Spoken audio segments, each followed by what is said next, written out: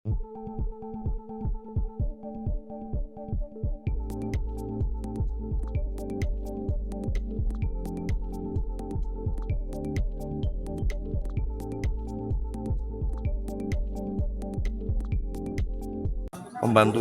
OB. Ya, jadi itu orang bilang katanya kepengen kerja di tempat saya. Saya ada rekamannya. Terus bilang hari ini dia telepon saya, besoknya dia mau ke Jakarta. Ya, sama orang tuanya. Saya udah izinin, tapi sampai sekarang sampai detik ini tidak ada komunikasi. Kenapa? Jadi sudah saya transfer nilainya ke rekening yang bersangkutan langsung 5 juta. Sampai sekarang tidak ada kabar lagi. Tapi itu beneran si OB-nya atau Iya, fake, Bang? OB-nya. Bener, Bang? Masa mohon maaf, rasa tertipu nggak sih, Bang, atau gimana nih, Bang? Jadi gini ya, kalau kan kita ada instrumen di negara ini, ya kan. Kita juga memberikan edukasi ke masyarakat. Lu kalau ditipu ya lu proses, ya kan. Perma kan 2,5 juta nilai kerugian, ya kan. Jadi kalau dalam hal ini saya kepingin apa ya? Ini orang udah mau dibaikin, bahkan saya janjikan gaji lebih 3 kali lipat, ya. Minta duit ke saya, transfer ke saya, minta duit 5 juta untuk alasan mau ngasih orang tua supaya besok dia bisa ke Jakarta ketemu saya. Sampai sekarang nggak ada kabar. Sampai sekarang. Handphonenya di blok atau gimana, Bang? Atau... Ya sempat diblok, WA saya sempat diblok. Tidak ada komunikasi sampai sekarang. Jadi ya cobalah kalau memang Pak dokter itu katanya orang sakti, orang kebal hukum, cobalah diselamatin itu karyawannya. Terus saya bukannya mau zolim sama orang, saya bukan orang zolim. Tapi ini juga buat untuk pembelajaran ke orang bahwa kamu itu udah mau dibaikin sama orang itu diduga ya. Saya menduga uangnya dibuat hal yang aneh-aneh karena ada temennya dia info ke kita, begitu saya transfer dipindah ke sana. Itu yang jadi dongkol gitu loh. Kita niat mau berbuat baik kok malah kayak begituin gitu loh. Dan saya pribadi kan juga ini sebagai edukasi juga. Kita ada instrumen kok, nggak kayak si dokter itu katanya kliniknya kemalingan malah diviralin, malah buka sayembara. Apa kamu nggak ngargain kepolisian? Ini kan negara kita kan ada instrumen, ada alat negara yang untuk menyelidiki hal seperti itu.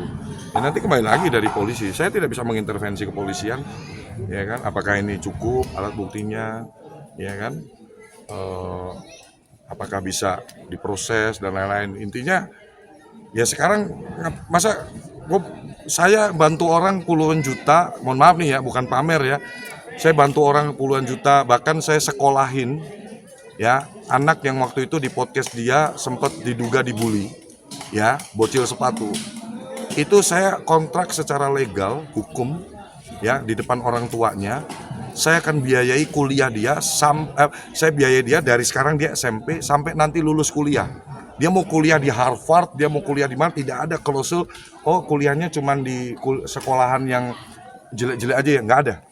Saya bisa kasih lihat ke teman-teman media, ya saya itu mengangkat Rifan itu, yang dulu diundang di podcastnya yang bersangkutan itu diduga dibully sama yang bersangkutan.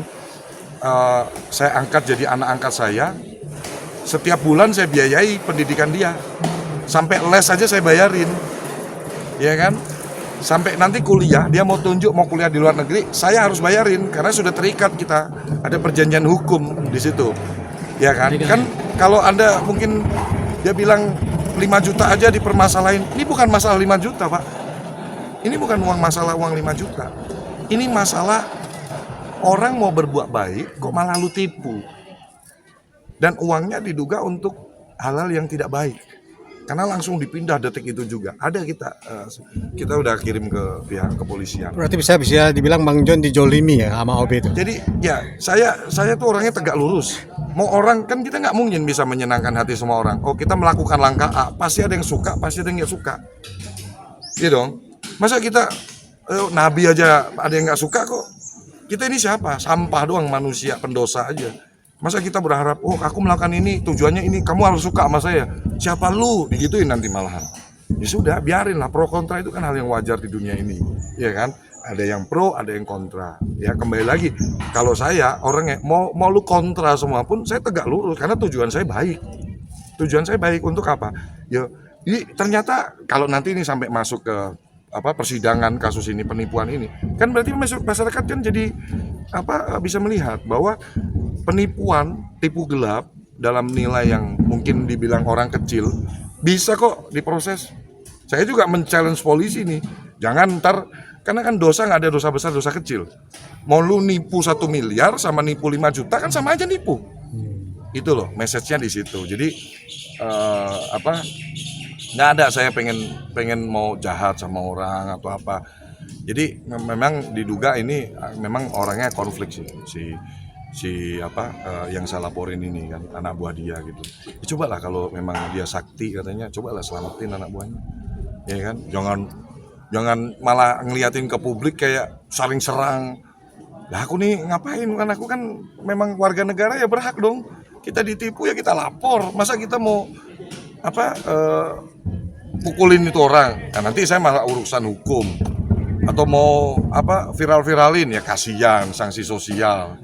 Ya kan? Ya coba polisi biar memproses secara peraturan yang berlaku. Kalau enggak terbukti ya jangan dihukum. Kalau nggak terbukti jangan dihukum, kalau nggak kuat ya jangan dihukum, alat buktinya nggak cukup ya jangan dihukum, proses aja sebaik-baik. Jadi maksud saya jangan apple to apple, lu 5 juta katanya orang kaya, nggak nyambung gitu loh. Ini bukan masalah 5 juta katanya orang kaya, ini penipu, ini ditipu. Ya banyak kan beritakan, kita di minimarket aja, mohon maaf, maling Indomie aja sampai kayak begitu kan. Ini bukan masalah nilai uang apa-apa. Ini masalah lu mau dibaikin, saya kasih gaji 3 kali lipat malah nipu saya. Bang, ya Gitu. mungkin di kesempatan ini mau... Padahal saya kalau bantu orang, ya mau berapapun, ya coba bayangin berapa miliar saya kalau di total biaya pendidikan Rifan itu. Dulu dia juga sempat sama kan. Tiket pesawatnya Rifan rame kan, disuruh balikin berapa tuh, 40 juta apa itu. Ayo, apa bedanya?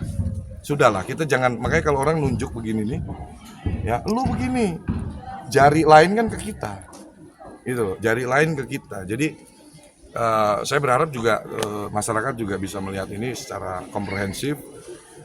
Tujuan saya baik, perdamaian dan lain-lain. Ya itu kembali lagi atas izin Allah, nanti seperti apa saya ngikut aja jalannya Tuhan, saya nggak mau ngatur Tuhan. Kan kalau saya kepengennya damai, ternyata Tuhan Allah mau memberi efek jerah atau apa, kan nggak tahu juga. Nanti kalau gua ngini, lu John, kok ngatur gua, nggak berani saya.